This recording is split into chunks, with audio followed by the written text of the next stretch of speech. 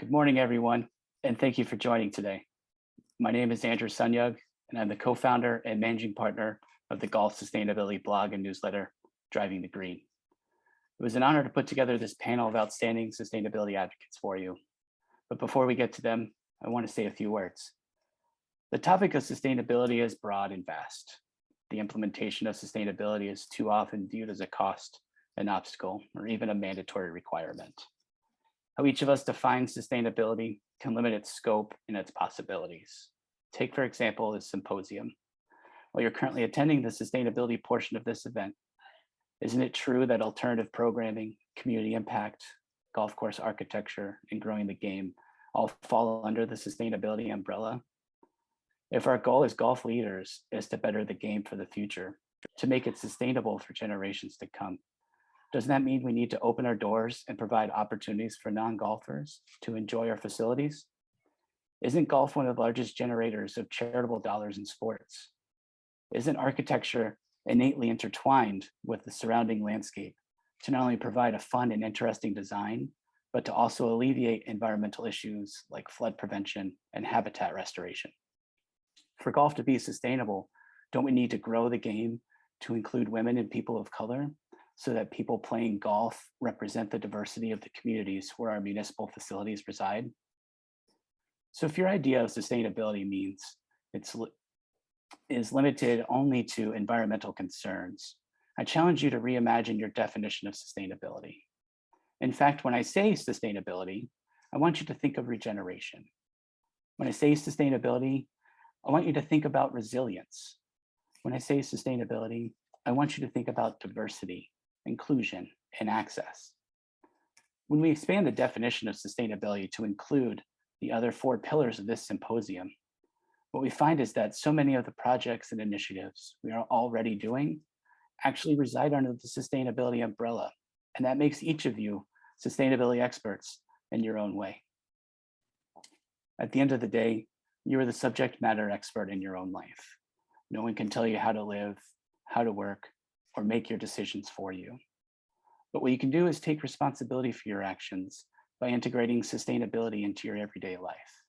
To think not in terms of what's best for me today or tomorrow, but what is best for those that follow me in 5, 10, 50, or even 500 years. The world these days is a complicated and jumbled mess. Every day we are faced with images of political infighting, floods, droughts, fires, catastrophic storms, famine, pandemics, war. So many things that make us want to stay in our own bubble, focusing only on what's in front of us, turning a blind eye to the rest of the world. Well, I'm going to challenge you again. What if you did one simple action each day that made the prospects and hopes for a better tomorrow a reality? There's a theory called the law of marginal gains. It essentially states that if we get 1% better each day, over time, we will have achieved significant improvement. The case studies and discussions that follow are going to present easy to implement, actionable programs that will not only save you time and lower your costs, but will add significant value to your job and, more importantly, yourself. If we as people are to overcome the massive problems that are waiting for us down the road, and I'm specifically referencing our growing climate crisis, we're all going to have to do our part to build upon a larger call to action, a collective effort to ensure that not only this game of golf survives, but that we all survive. The pandemic shutdown 18 months ago was the catalyst for me to see that I had the power to live a purpose-driven life. That was when I decided it was time I did something for golf after golf had done so much for me. It's funny to think that if the pandemic didn't happen, I probably wouldn't be here. Another middle-aged bald guy would be serenading you with words of inspiration. But when I dove into the sustainability rabbit hole, what I found was I wasn't alone. There are so many of you out there making a difference in our world, and we all need each other now more than ever to get the job done. Shortly after I began my sustainability journey, I realized that this journey is one that I will be on for the remainder of my time on Earth. I realized that sustainability married perfectly to my passions for playing and working in this amazing game. So wherever you are in your sustainability journey, Wherever you sit on the sustainability continuum, I want you to know that it's never too late to start. There is time for us to flip the climate script. There's a path where golf can be an industry leader in the social and environmental revolution. We tell new golfers that it is imperative they leave the course better than when they found it. Rake the bunkers, fix your ball marks, fill your divots, to be stewards of the game. Let us all take that logic and apply it to our Mother Earth and all of her inhabitants. Let's find a way through collective individual action to say that it will be our generations that will give golf and our planet the future it deserves. I want to say again that I'm truly honored to be here today and to be given the opportunity to share my story with you. Storytelling has a magical way of helping create empathy and compassion, things we as humans are not short on, but are too shy to express with each other. I hope all of you walk away from this panel discussion with newfound inspiration to be that agent of change in your organization, in your community, in your personal and professional lives. Without further ado, I'm excited to introduce to you the awesome panel that's been assembled to help guide you on this sustainability journey. Andrew, thanks so much for that introduction. Not only is it an inspiring voice that you share, but it's also a very thoughtful voice about why we're all assembled today. And I too am proud to be part of this particular panel focused on sustainability. I'll be moderating the panel. My name is Dave Asnavorian from the USGA. I know we all know about the topic of sustainability and how it's moved into the forefront of not only headlines, but also the forefront of our own consciousness. And one of the things that we were looking to do today with this particular panel was bring in some practical know-how from thought leaders around the industry that could be shared with all of you and ultimately applied to your own areas of influence or expertise. So with that, let me go ahead and bring forward our first panelist. Aubry Mccormick is the representative of Black Sheep Design and also manager of the Forest Stewardship Council. And Aubry's going to share some of the big picture view of sustainability and some guidelines that we can be thinking about as we look to apply learnings to each of our own areas of expertise. So with that, let me go ahead and bring forward Aubry. Hello, everyone. It's nice to be here to talk about sustainability and the power we have as individuals to elevate our work, educate others, and empower a movement that drives positive impact. I'd like to pose a question to allow us to look through the lens of purpose. Do you feel like your work is tied to something greater than yourself? Often we can do our jobs without understanding how our day-to-day efforts connect to the larger impact within a system. Sustainability is a system. As golf industry professionals, we are poised to create impact initiatives, educate and inspire generations, and expand our localized work into the green sports movement. So why does this matter? According to the Intergovernmental Panel on Climate Change, the effects of human activities on Earth's climate to date are irreversible on the timescale of humans alive today. We need leaders like you to help the industry adapt and mitigate by reducing our negative impacts and reducing emissions. Not only will this improve business, but it also allows space for golf industry professionals to be innovative. A major way to drive scale of impact is through storytelling. People love a good story, people love the planet, and people love golf. And not all the time are these all connected. A way for the industry to help to protect the environment and communicate what they're doing around social and environmental impact is to develop case studies, reports, and standardized approaches that all golf courses and golf organizations can align to. The Olympic Club Corporate Social Responsibility Report was a report that I created to highlight what the club was doing to drive environmental, social, and economic value within the club and the community. Sharing your story through a report or case study or other marketing efforts, which includes social media, will hold your team accountable while showing the public how your golf course contributes to the welfare of the region. This is an example of environmental impact that was focused on in the Olympic Club CSR report. Measuring our environmental impact in golf is important, and here are some areas we focused on when creating the report. Upon completion, the organizations listed below shared the report and highlighted its importance. It made it all the way to the United Nations. It made it all the way to the White House. It was leveraged in National Golf Day with We Are Golf and the World Golf Foundation to show what the golf course has in value to protecting the environment and driving social impact.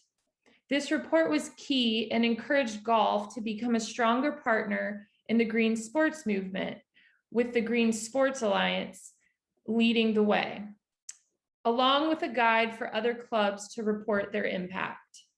This was a larger project. It was about 85 pages. However, it served for an entire year on information that could be shared out to the community via social media, via the club newsletter, and more. The Mauna Kea sustainability case study is an example of a case study that was more focused on the social impact side of sustainability. We included environmental as well and economic. However, this was mainly to align sustainability frameworks of the Hawaii 2050 plan, which incorporated a progressive climate change mitigation plan to protect and restore native land while respecting people and wildlife. The social component of a report brings the human element into focus. It's important to showcase how your work has an impact on the community on a local, regional, and state level. This allows for people to understand the value of your golf course and provides a path to get ahead from any unforeseen adjustments in policy that may affect how you do business. Pam and Parker, our speakers today, will also give great examples of how this work can be achieved. So when we think about writing the report and telling the story, a main goal in doing so is so we can educate and scale our work. Collecting data allows us to measure our impact. Reporting frameworks like the Global Reporting Initiative, Carbon Disclosure Project, Golf Environment Organization, and Sustainable Development Goals will help when you're developing this outline. Working with all staff and setting up interviews or questionnaires can help when collecting data. It also helps to gain perspective of the challenges that are facing each department, while breaking down silos to become more collaborative around sustainability goals. Finally, writing the report and sharing the story. This is where you can hire a consultant to help you write the report or invest in training an internal team member to better understand the sustainability frameworks I mentioned.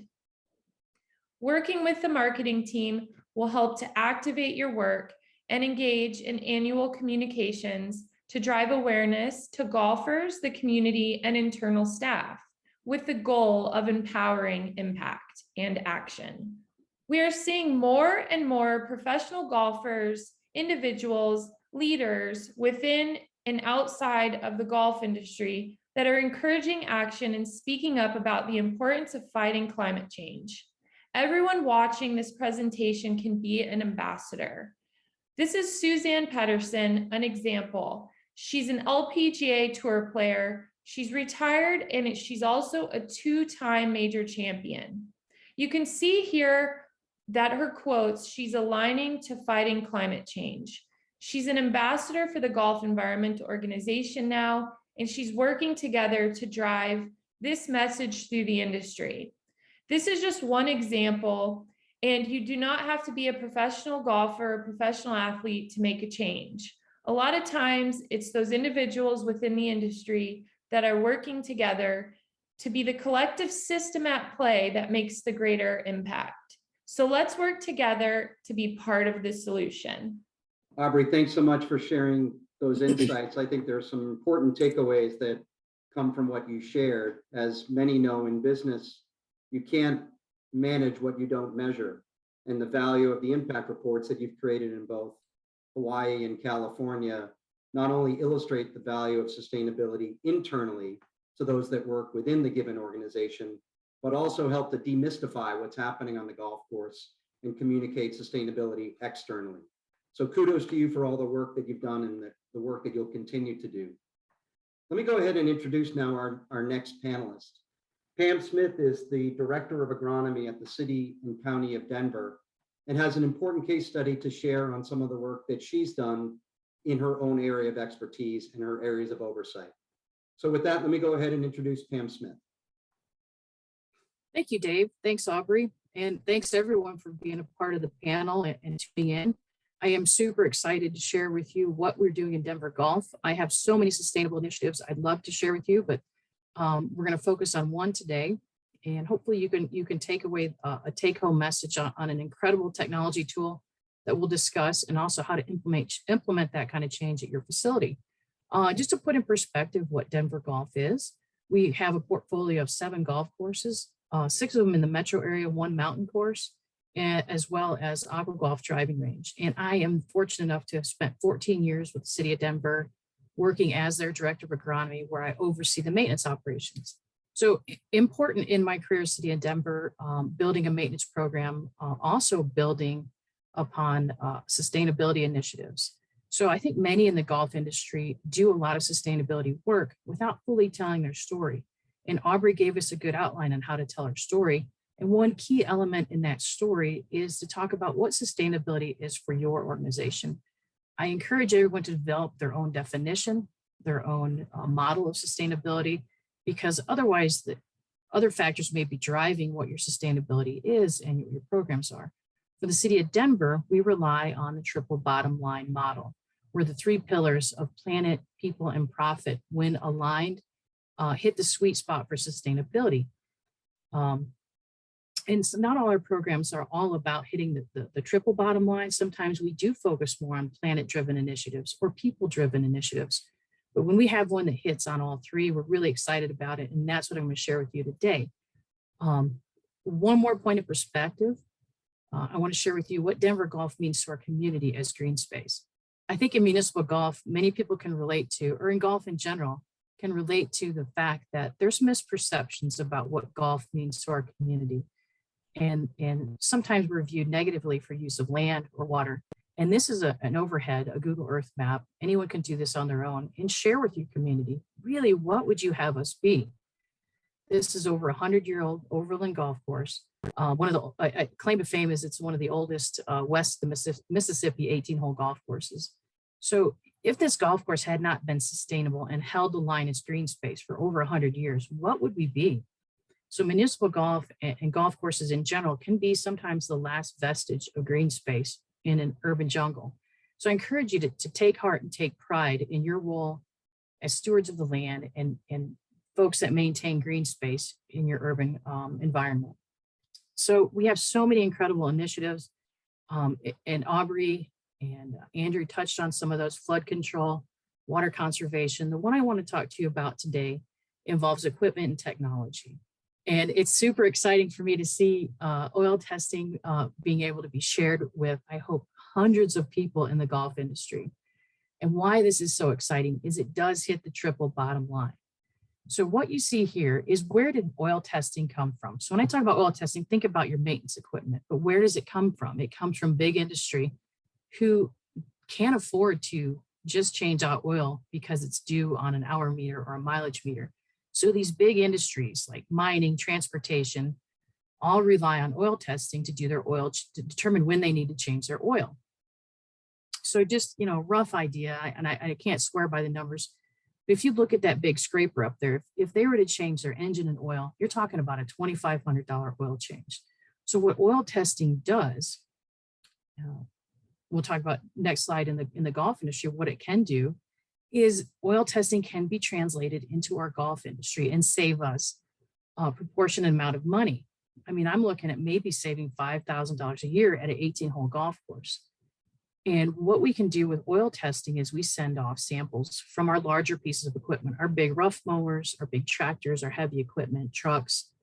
And you can look at hitting the triple bottom line here because it's going to save you money in the form of time, materials, and you're also going to hit the environmental bottom line because now you're reducing your waste oil that enters the recycling stream, and you're able to use that money for other things in your golf course, so that helps people. So how we do it in the golf industry and how we've done it for decades is we'll see a service manual come out. And when you get a new piece of equipment, and it'll tell you to change the oil every 250 hours, change the hydraulic oil perhaps every 800 hours. And through oil testing, I have seen some of these go lifetime on hydraulic, and as high as 7 intervals we can stretch an engine oil change into. So the break-even point for us, we determined, was if we could skip an oil change, we're actually ahead of the game financially. So it only takes one skipped oil change to start making money. And how the process works. You saw that interval on changing the oil every 250 hours, right? So what we do with oil testing is we test on those oil change intervals, record the data. Our manufacturer warranty is upheld so long as we have the oil data to back it up that, hey, we're skipping these oil changes, but the oil change tested as good as it was new. A huge take-home message is we don't use inexpensive, cheap oil. We use very expensive, I say very expensive, it's like $26 to $29 a gallon for oil, full synthetic, high quality. But the trade-off is now that we're extending those intervals, we have less wear and tear on our engines, less wear and tear on seals, less hydraulic brakes, less damage to turf when you lose hydraulic oil. And, you know, the big reward here is our mechanics are actually finding that that is saving them time as well. So now that I've outlined this amazing initiative and everybody's excited to take it back home, and the first thing you're going to do is tell somebody about it, and they're going to give you a dead stare in the face and say, well, no, we can't, that's unheard of. So just to give you an example, you know, I know of a few golf courses that have implemented this, but it's very rare to come across somebody in our industry who actually understands this and has adopted it. And when you bring this concept to somebody, you might find you're locking horns with them. So instead of rushing back and saying, hey, we're going to try this great program, let's talk about change on an incremental basis. Focus on supporting your team through this change. One of the ways that I implemented this with the city of Denver is, one, I didn't do it right away. I knew about this for years. It took me 6 years with the city of Denver before I felt comfortable enough with my staff and confident enough that they were ready for this change, and that they had the fundamentals down, that they could accept this. And even then, it took me 3 years to completely roll it out and find success at all 7 facilities. One key component to our success in rolling this program out wasn't me teaching my team how to do it. It was bringing in industry experts in a group environment, also involving donuts, perhaps burritos, and maybe a cool industry hat or two to help guide them through that change, and then continual support as far as going out in the field and having those industry experts teach my team how to change oil, how to do the reporting. So it's a big undertaking for a very simple process. So I want to share with you one other environmental initiative, which is our Goose Dog Program. I know oil testing is pretty exciting, but who doesn't love a bunch of great dog pictures? But we didn't get to have dogs on the golf courses in the city of Denver easily. The first time we had an HR person see one of our dogs on a golf course, one of our employee dogs, that was the end of dogs. So it took me 2 years to get a policy in place so that our employees could bring dogs legally to work and chase geese. So I use that as another example of how to drive change. It's a call to action that even though it may be difficult, it may be hard, the reward is there.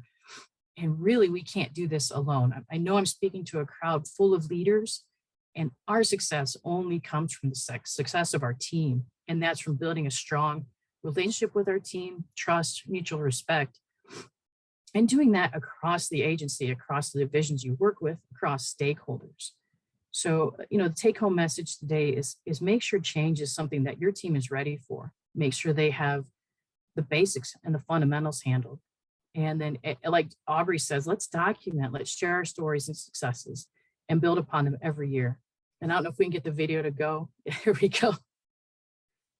But let's chase all the geese we can and keep making great changes and positive impacts in our environment. Thank you. Pam, thanks so much for that case study. Some really great lessons, I think, to pull from what you shared and what you've done on behalf of the city and county of Denver. The first is the importance of defining sustainability. Everyone might have a different starting point depending on who they are and how they think about sustainability. So defining terms is really critical. I think the other really important takeaway from what you shared is the value of proactivity. Sometimes there's not always a roadmap, and if you're left to being compliant, you might be playing defense. And if you can be proactive and identify just one small thing that can drive change, it can make a massive difference. And the third piece is the value of culture, that when an organization is looking at change and feels like small change can lead to small wins, that's a way to get people to buy in and invite more change along those lines. So great case study from the city of Denver. Thanks so much for sharing it with us today. Let me go ahead now, and I'm going to introduce Parker Anderson. Parker's the founder of Green Golf, and he's also the lead consultant and beekeeper. So with that, let me go ahead and introduce Parker to talk about a relevant case study within the world of sustainability. Yeah, thanks, Dave. Greetings to you all. I'm so grateful for the opportunity to be part of this symposium. Thanks to the National Links Trust for organizing. It's a really important effort. I wish I could join you all in person, as I believe, we're all suffering from a little bit of a lack of connection with each other and with nature here. So, but as we continue to navigate this pandemic time, I'm still very grateful to join you virtually from my home in Chumash territory, colonially known as Santa Barbara, California. How humans connect to global issues is complex, as we've mentioned, and we as individuals have really a difficult time personally associating with these issues of such massive scale. I've always loved how golf serves as a teacher and a metaphor for better understanding other things in life. Golf is highly complex in that we're attempting to hit a small round surface with a flat surface with tremendous speed and on hopefully a straight line, and all while navigating obstacles along the way. It's a great metaphor. And though also complex, we know that our relationship with nature is strained. What we now understand is that all living things are connected and share a kinship, and we are here and in need of a reunion with nature, and golf, I think, can be a valuable tool in that effort. As Andrew mentioned and Dave just mentioned, defining and quantifying sustainability is an incredible, important challenge. I sometimes prefer the simple outdoor etiquette motto of leave it better than you found it. Basically, fix 2 ball marks when you make 1. But the viewpoint on sustainability that I think is most holistic and provides the framework for the greatest potential is the tradition of reciprocity, practiced for thousands of years by the First Nations of this continent. In respect of time, I'll share with you a demonstration of how these big picture concepts, sustainability concepts, relate to the real world with a case study that is very dear to me. Pam mentioned some charismatic animals with her programs with dogs, and I want to share a story of some more charismatic creatures, bees. Goat Hill Park is located in Oceanside, California, and it's a model for what municipal golf can be. And it's welcoming to all. It's a great golfing experience. There's multi-use of the space with disc golf, an elaborate driving range, and there's a kids course called the Playground. So it's a very welcoming atmosphere. And it's a place that utilizes many strategies for becoming more sustainable and a better steward of the community as well as the environment. I'm a beekeeper, as Dave mentioned, and have been involved with pollinator protection efforts for many years. While playing in an event at Goat Hill a few years ago, I noticed several colonies of honeybees living in irrigation boxes and swarming around the golf course. And bees will move into irrigation boxes because of the small opening, and the size of the space is similar to the ideal nesting cavity size of a tree or a hollow or something similar in nature. Bees in irrigation boxes obviously pose a significant threat to golfers and staff, and a liability to the golf operation, because of their proximity to play. Also, when bees are in irrigation boxes or squirrel dens in the ground, they have to fend off ants and mites and moths and other pests, and that can make them even more agitated and dangerous. So my theme for this case study presentation is basically the problem is the solution, and how we turn a threat or a liability into an opportunity and a partnership. I approached John Ashworth, the owner and operator of Goat Hill Park, and recommended relocating the bees and creating an apiary on site to safely care for, protect, and coexist with them on the Goat Hill property. Often the mentality we have in golf and in society in general is to subdue and manage and separate nature, but using a principle of permaculture, what we did with the beekeeping program at Goat Hill is we integrated rather than segregated, and we really recognized the value of the biodiversity present. Nature, and especially bees, do not recognize property lines and mow lines. So evolving our thinking to include them in our management is a way to partner with and coexist with nature. So I safely relocated the bees to a location that was established as the Goat Hill Apiary. You can see it in this picture. There's 2 benches in the apiary. Each one of those boxes contains a honeybee colony and a queen, which I've named after famous female golf legends. Basically, the equipment for each box costs about $300, and once established, a colony of bees requires little attention other than to monitor the health and condition of the colony on occasion. And these bees are visible from the golf course, and the community recognizes the importance of our kin here, the bees on this golf course property. And I often refer to bees as the Trojan horse for sustainability. And I'm going to give you a few reasons why I consider them a Trojan horse for sustainability here. So first, as well as being identified as the most important living beings on this planet, bees are an indicator species, and meaning that an area with healthy bees is an indicator for a healthy ecosystem. So having healthy bees is a shorthand way of demonstrating the sustainability of a golf course. We mentioned the difficulty in quantifying sustainability. Here's a shorthand way of demonstrating that your golf course is sustainable by promoting and having healthy bees. And second, if bees are valued on a golf course property, their protection is considered in decision-making. So, reducing and eliminating chemicals or finding alternative chemicals or products to support the bees is considered. There's an extra layer of thought when it goes into decision making. So maybe shrinking the turf size to create pollinator habitat, which is gonna, I'm gonna go to the next slide here, Andrew. Thank you. And then this goes to the third point. In order to further benefit the bees and promote their health, the out of play areas on the course at Goat Hill have been planted with bee-friendly forage. So the diagram on the right is an example of a flowering calendar. And that shows and demonstrates that there's always forage available for the pollinators throughout the year. And that calendar kind of shows which flowers are blooming at which part of the season. So we make sure we have food for bees all year long. And I mentioned some areas of Goat Hill that are underutilized or planted with wildflowers and perennial plants to provide forage and habitat for a large group of beneficial insects. You can see the transformation here.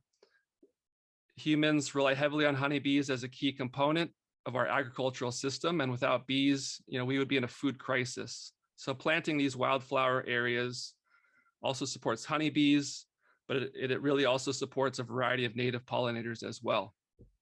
And fourth, keeping bees is helping Goat Hill to build bridges with the community. Some organizations with environmental goals often view golf courses as opponents to their mission.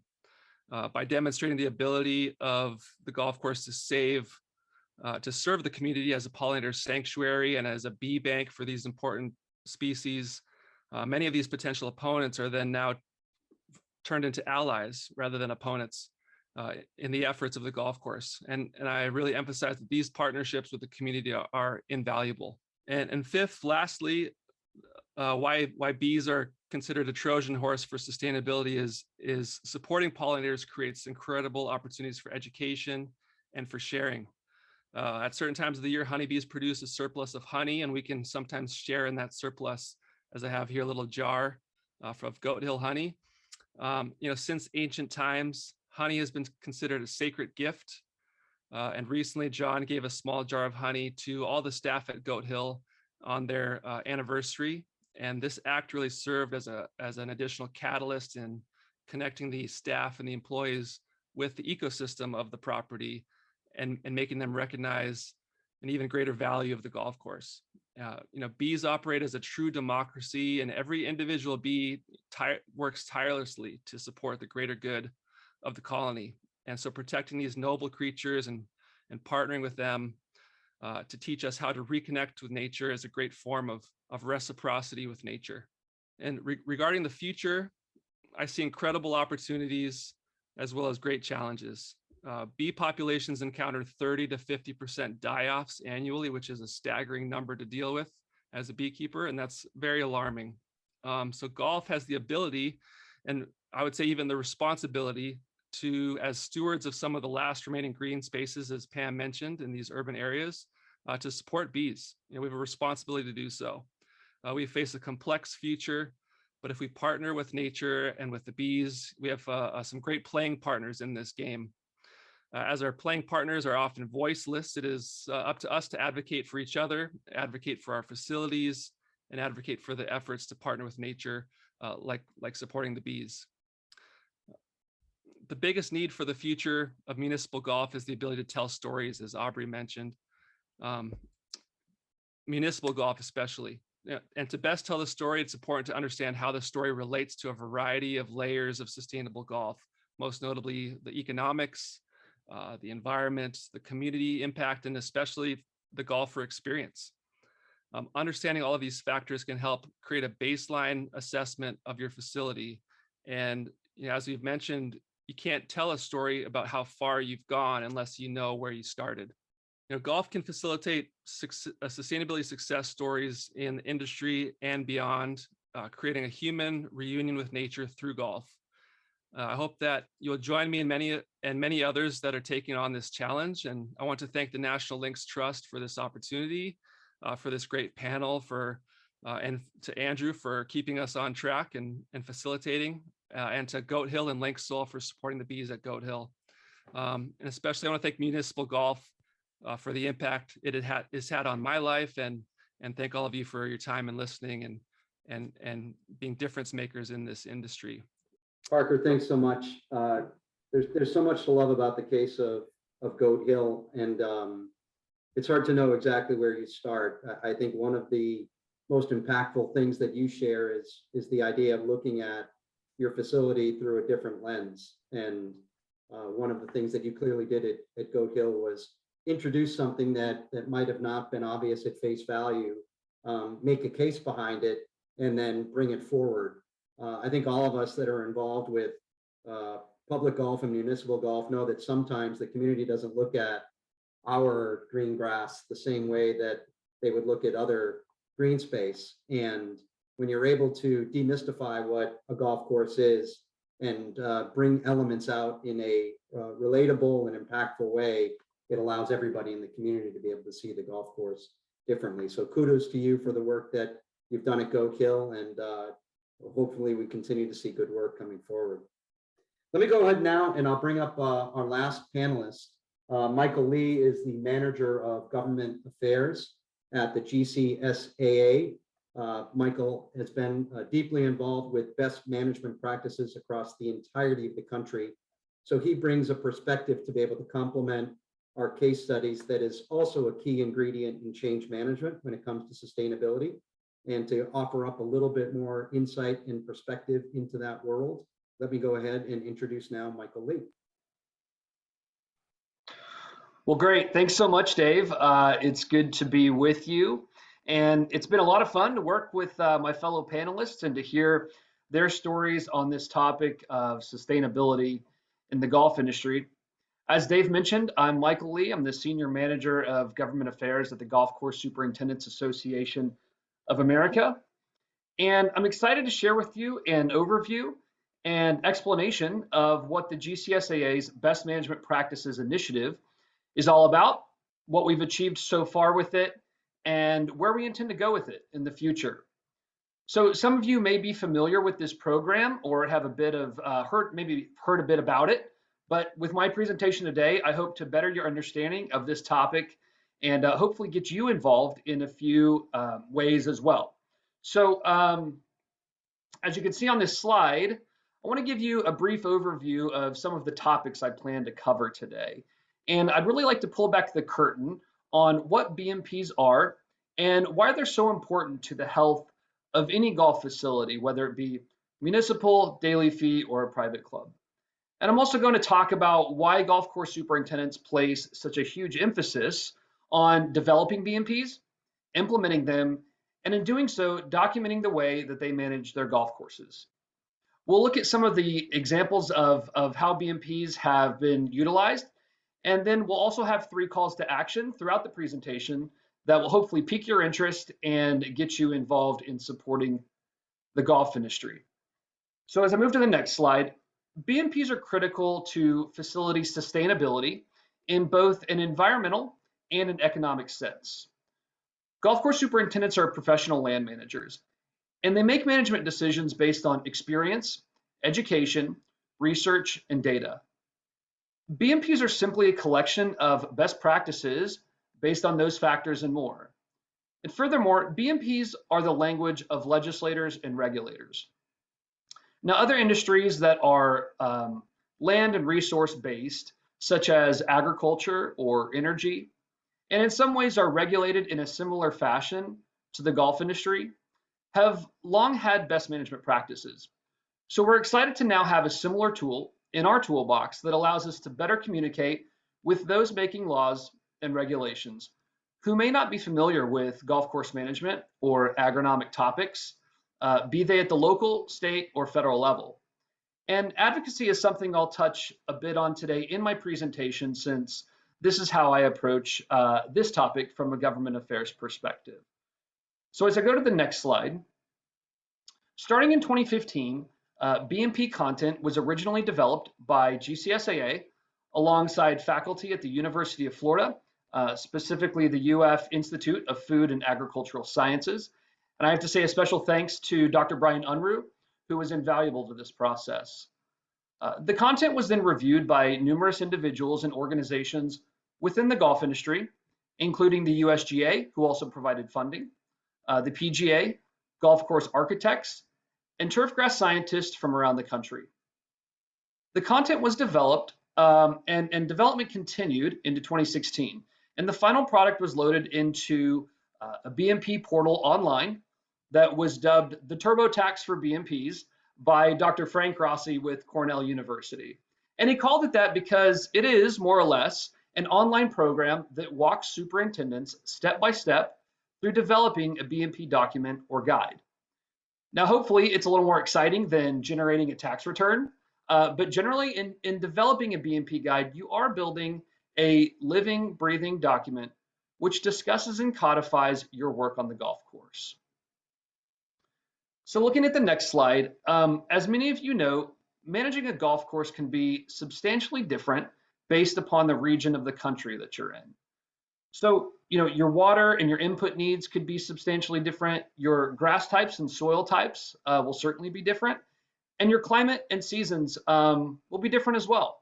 So it was important to us, that after developing a national template, Gcsaa members then take that framework and work with their local chapter members to develop a state guide tailored to the needs of their state or region. And having launched in 2017, I'm proud to announce, looking at the next slide, that as an organization, we now have state-based BMPs in all 50 states.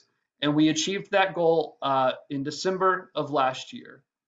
So now all 50 states have a written BMP manual that's tailored to their specific state and region. So what's in one of these manuals, you might ask? Well, there's generally 12 major categories included in each state's guide, again, based on their specific needs. And they include the 6 on this slide: planning, design, and construction, irrigation, surface water management, water quality monitoring, nutrient management, cultural practices. And as you see here on the right side of the screen, if you can go back one slide, is an example of what the first page of an irrigation section may look like. And then moving to the next slide, it also might include these 6 categories: integrated pest management, pesticide management, pollinator protection. And Parker just gave you a great example of pollinator protection on golf courses and the way that out-of-play areas are now commonly being used to introduce and enhance pollinator habitat. It also includes maintenance operations. And Pam gave you a great example of a very specific management practice they've implemented at her facility. That would fall into this category. And then you also have landscape and energy. So as you can see, intentionally, it's quite comprehensive. And now that the national template is finished and the state templates are complete in all 50 states, the next phase in this multi-year initiative is facility adoption, which I'll talk a little bit more about later in the presentation. But first, as Dave said earlier, you can't manage what you don't measure. And demonstrating progress requires documenting where you've been and what you've accomplished. Much of the emphasis and reasoning for developing BMPs in the golf industry came from a concern for water use, namely quantity and quality of water. Water is a recurring theme in many of the BMP categories. And yes, there are 3 categories on irrigation, surface water management, and water quality monitoring. But many of the other categories also include topics regarding water use and water quality. I've mentioned that research and data are hugely important in golf course management. So in 2005, Gcsaa conducted the first golf course environmental profile survey to gain a better understanding of water use and conservation practices in the US golf industry, as well as nutrient use and management, and a few other topics that I won't cover today. The second phase of the GSEP survey was then conducted in 2013 to demonstrate progress in those areas. So what we found, as you can see here, is that golf courses nationwide were using 21% less water in 2013 than they were in 2005. Now, this was due to a number of factors, including water conservation practices, a voluntary reduction in irrigated turf, and also the fact that there was a reduction in number of courses nationwide. But digging a bit deeper as we go to the next slide, improvements in efficiencies could be seen in a few key areas. Open water sources, including lakes and ponds, were used 9% less for irrigation. However, recycled water use was up 10%. And other examples of management practices leading to water efficiencies included the use of wetting agents, hand watering small, specific areas of the course, keeping turf drier than in the past, the use of handheld moisture meters, which can provide superintendents additional data points year over year, an increase of no-mow or low-maintenance acreages, again, to Parker's point about native areas and pollinator habitat. When those types of areas are introduced to the golf course, this often reduces water consumption, and it might reduce inputs used as well. It reduces the amount of maintenance, allowing your crews on the golf course to focus on other areas of the golf course. And we all know that labor is an extremely large challenge for the golf industry and a big topic. So as we look at the next slide, if you walk into, say, a legislator or a regulator's office and you start talking about data, they always want to know, well, how recent is it? When was this data collected? So it's important that we continually gain fresh data, which is why GCSAA is now launching the 3rd iteration of the GSEP survey on water conservation practices. So I highly encourage all the superintendents in the audience, and also those who work at golf courses with superintendents, to participate in this survey. And this is my first call to action in the presentation today. You can use the QR code on your screen. Just get out your phone, scan the code. It'll take you directly to the GCSA website where you can take the survey. And I have to mention that all of the data that we collect in the survey is only used and released to the public in aggregate form because we know how important confidentiality is to our members and to their courses. So please participate in this survey. Now, let's talk about how these BMPs are used off of the golf course and the value that they bring to other areas such as advocacy. As you can see here, this is the California BMP guide that was published in July of 2019. And the quote on the screen comes from Jim Farron, who is a longtime active GCSA member and who contributed greatly to the production of this BMP document. In the introduction to the guide, he says, whether it's the Sierra Nevada, the Central Valley, the desert, metro areas, or California's 840 miles of coastline. The BMP provides the industry a significant platform for advocacy, education, recognition, and demonstration of professional land management.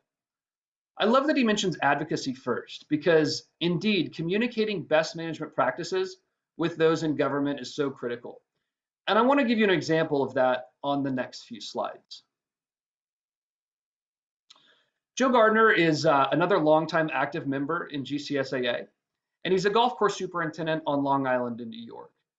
In 2018, there was a bill introduced at the state level that would have significantly impacted golf course superintendents by limiting, and in some cases banning, the type of fertilizer products that they would have access to and be able to apply at their facilities. Looking at the next slide, Joe and a number of other Long Island superintendents crafted a letter discussing BMPs. They sent it to the state senators that were involved in this legislation, and they requested that they have a roundtable, sit-down meeting to discuss how the golf industry in New York utilizes fertilizer products based on best management practices. And as you can see on the next slide, after a couple of productive meetings, the senators agreed that golf courses were, in fact, using fertilizer products in an appropriate and environmentally responsible manner, and they redrafted the bill by including an exemption for those golf courses following BMPs. Now, ultimately, this bill didn't pass, but had it passed, golf courses were pretty well positioned. And there's no doubt that these concerns will continue and similar bills will be introduced in the future. Now, this is just one example of why not only developing a BMP guide and implementing BMP practices on the golf course are important, but also communicating those practices to lawmakers and regulators. So the final slide here on New York BMPs includes this quote, which I just love. It says, BMPs for irrigation and nutrient management and the role of turf density, integrated pest management, and pesticide management will prevent runoff, leaching, and drift. Golf course managers must understand how much water is needed and when to apply it, how to select fertilizers and pesticides, and when, how, and where these compounds should and should not be applied. This is just really a great summary and statement of what BMPs are all about. So finally, well, here's my second call to action for all the superintendents and those working at golf facilities in the audience. Please develop your own facility BMP. It's not nearly as much work as it might seem. The template walks you step by step through the various categories, and you can fill the sections out one at a time as needed. This is a great way, I should mention as well, for assistant superintendents to get involved. We've seen a number of superintendents create this as sort of a project for their assistants to tackle. And it's a great opportunity for assistants to grow in their professional career and contribute something to their golf facility that'll be lasting. So again, you can get out your phone, use the QR code you see on your screen to go directly to the facility BMP tool. Okay, last topic in my presentation today is on our Grassroots Ambassador Program. Through this program, we pair our members directly with members of Congress to build relationships with those congressional offices and to educate those offices on all the exciting things happening in golf course management, some of which you've heard about today. So looking at the next slide, you know, if you really want to have influence with Congress, try showing up in person. That's what the Public Affairs Council says. They're a public affairs firm and research firm based in Washington, D.C. And in a survey of congressional staff, 83% reported that, you know, attending a fly-in in Washington, D.C., or I would add, you know, having a meeting with your member of Congress at the district level, either in their office or at your golf course, those are effective advocacy techniques. And this is exactly what we encourage grassroots ambassadors to do, to meet at least 2 times a year with the congressional office they're assigned to work with. So as we go to the next slide, you see a map on your screen.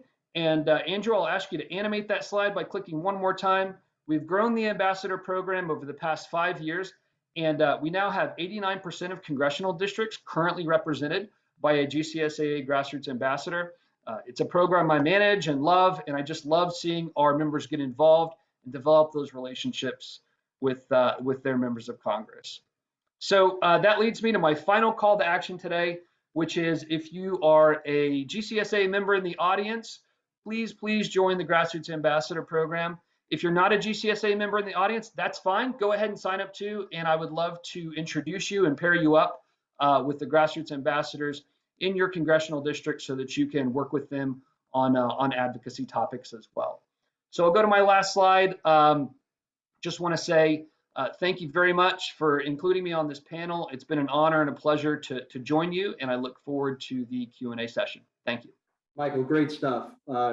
Really robust overview of best management practices for anybody that's participating in the symposium and either isn't aware of the depth and extent that GCSA has gone to on behalf of the industry, and obviously the critical role that advocacy plays at the highest level to ensure that municipal golf is positioned appropriately at all levels of government, and that there's an open line of communication to be able to not only show that there's proactivity that's coming from the municipal golf sector, but also that broadly golf is thinking about itself in a forward-looking and through a long-term lens.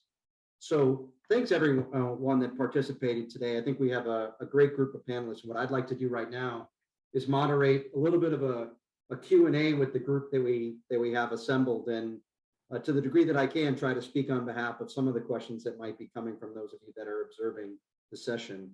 Let me go ahead, and if I could, I'll start with Aubry. You know, I'm sure there are those that are listening, Aubry, that are just trying to figure out, hey, where do I start? You know, you've met with a lot of clients and facilities that have gone through a journey. If someone's sitting out there listening and saying, where do I start? What would you suggest in terms of that process? Yeah, so I would say start with an action plan individually. So look at what you understand about sustainability, look at your network within the industry, and think about champions that would align with what you have to say or the idea you have to pitch.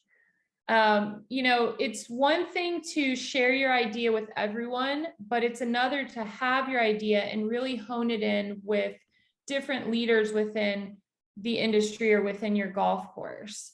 So I'd say really have a solid idea and plan on what exactly you want to pitch or what type of work you want to do in the industry, and then really align yourself with people that could support that.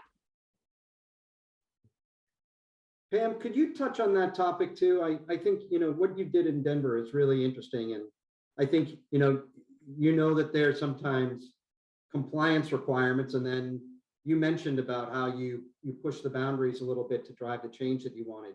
Could you talk about how you started a change movement at some of the facilities with whom you've interacted? Absolutely. You know, kind of what I alluded to is you have to start with the fundamentals before you can expect any change to happen. And I think building a credibility with your team, building trust, knowing that in my role, my job is more supportive than it is being a boss. It's facilitating their goals and supporting their desires. So when you do come up with a program that challenges them and asks them to change, you've already built that mutual respect and credibility. It's really difficult to initiate change when somebody's struggling just to perform the basics of their job. So really the fundamentals are the cornerstone from which you can move through change, and then building relationships with other stakeholders so that when you do ask for that change, they know who you are and they know where you're coming from. It's a reputation, and then supporting them through the process, and then setting standards for accountability. You know, you can help, you can facilitate, you can assist, but at some point in time, people have to be held accountable to what you're asking them to do. And generally, if you've done all that basic work, the accountability part is very simple, and you build from there. Parker, I wanted to kind of take that same question, but give it a little bit of a twist to get a little bit more insight from you, because a lot of what you did at Coat Hill was interaction beyond, you know, the boundaries of the golf course. Can you talk a little bit about how that conversation or how that relationship started, and was there any prioritization to the stakeholders with whom you engaged, or how did you go about changing the perception of Goat Hill beyond the gate, so to speak? Yeah, I mean, there's a wide range of stakeholders that have a stake in the golf course other than golfers. And I think, as Aubry mentioned, it's really important to identify that network and find these allies. You know, they might start off as opponents. You might have some difficult conversations because of perception. But I think those conversations, though challenging at times, can be really beneficial in kind of turning the tide and creating some really strong allies. You know, I spent some time as an academic and focusing on research in golf's relationship to the environment. And one event was to bring all stakeholders that I could identify for a golf course into one room. I had them take a survey beforehand, and kind of it demonstrated what their viewpoint on golf was. And then we had these conversations facilitated by you know, moderators, and it was just a huge variety of people, you know, golf related, but you know, pollinator focused, watershed focused, and just the perspective and interests were varied. But after these conversations and having time to interact with each other and identify that there's a lot of common shared interests. And so after this conversation, we had that same survey, and it was very clear that just by having a stakeholder engagement kind of workshop, it had a tremendous impact on the viewpoint of these community leaders, and they became strong allies for what the future of the golf course could be.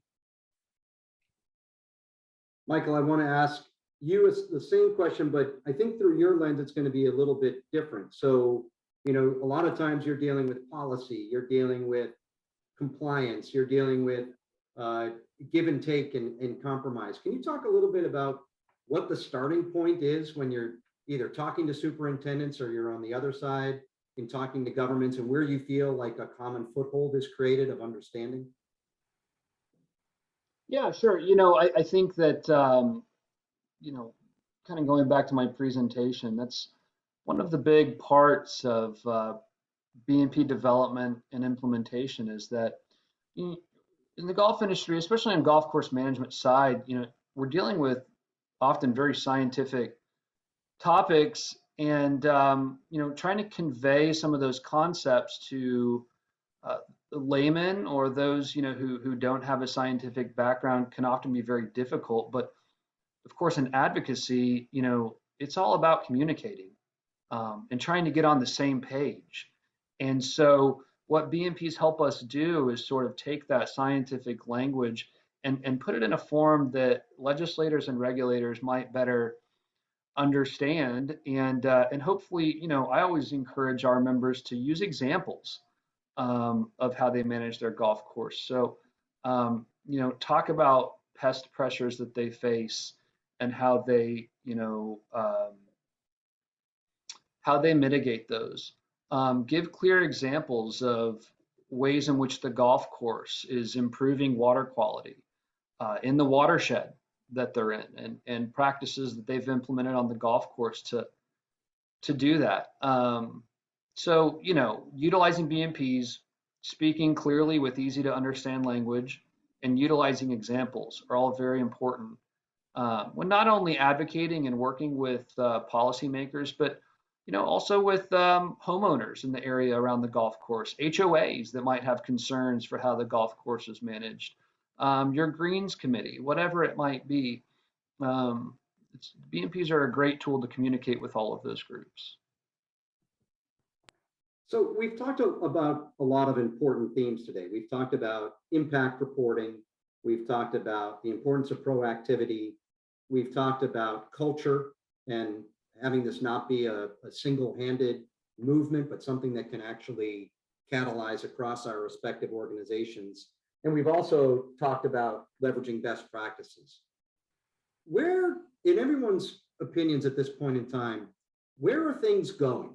Where if we're at this place now where we're identifying some commonality of themes behind the case studies that have played out to date, where do things go from this point forward? And I'll open it up to anybody that would like to jump in. I can start that by saying we have a limited amount of resources on Earth. So if we look at the limited amount of resources and the timeline that we're facing, which I believe is just under 7 years now before we could reverse the impacts of climate change.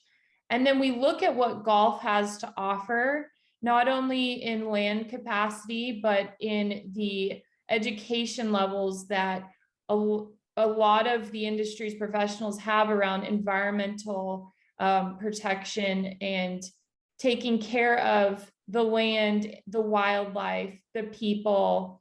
You know, I think that we're looking at heading towards a very, very transparent workspace. We're going to have to expose and be transparent about what the industry is doing around sustainability in all aspects that we're discussing today. And so, you know, I would say just looking through the lens of urgency, scalability, and true action that can be replicated throughout golf. Parker, you want to jump in on that one? Yeah, I can add to that and just say, you know, the sense of urgency is there. And I think, especially for municipal golf facilities, you know, I can't emphasize enough how important it is to be proactive with a lot of these sustainability initiatives, just because it's so important for the municipal golf to demonstrate the value that they provide, not only as a recreational use, but as Pam mentioned, kind of these last green spaces in many urban areas. And I just see, you know, we have a big challenge ahead of us, but I think, you know, a lot of what we are recognizing is that humans, the way we live, it has a significant impact on the ecosystem. And so I mentioned how great teachers bees are and how great of a teacher golf is. And I think, you know, we as kind of the stewards of this game have a responsibility to utilize those tools and share our lessons with others. And I think, you know, municipal golf is positioned to be in a great spot to really change how golf interacts with society. And I think what the National Links Trust is doing is a great model for what municipal golf can be.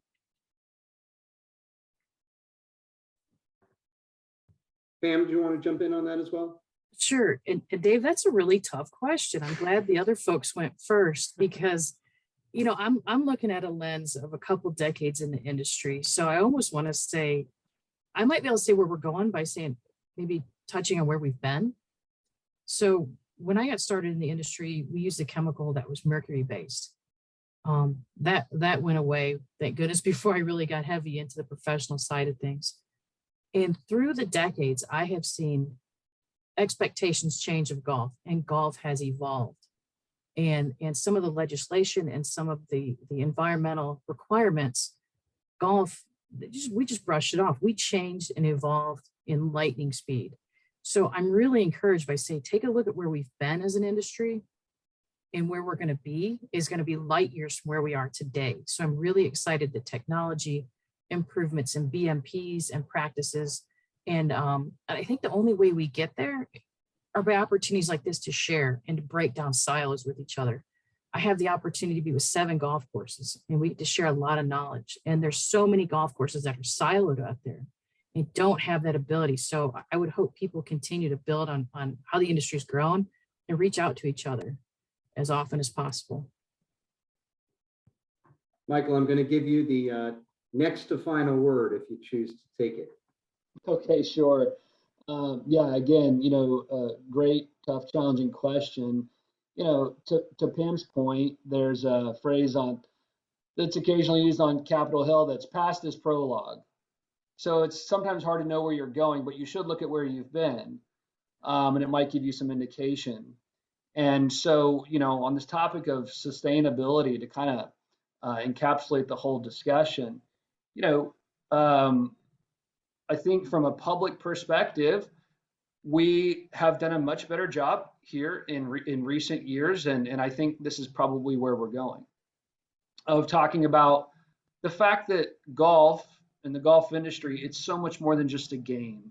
And we've highlighted here on this panel today, all the things that a golf course is and can be to a community, but it's incumbent upon all of us to communicate those things, those environmental benefits, those community benefits that golf courses bring, especially municipal golf facilities. So I think, we've got a lot of great programs in place now in the golf industry. I think we're getting better aligned from one association to the next. We can be a little bit segmented in the golf industry.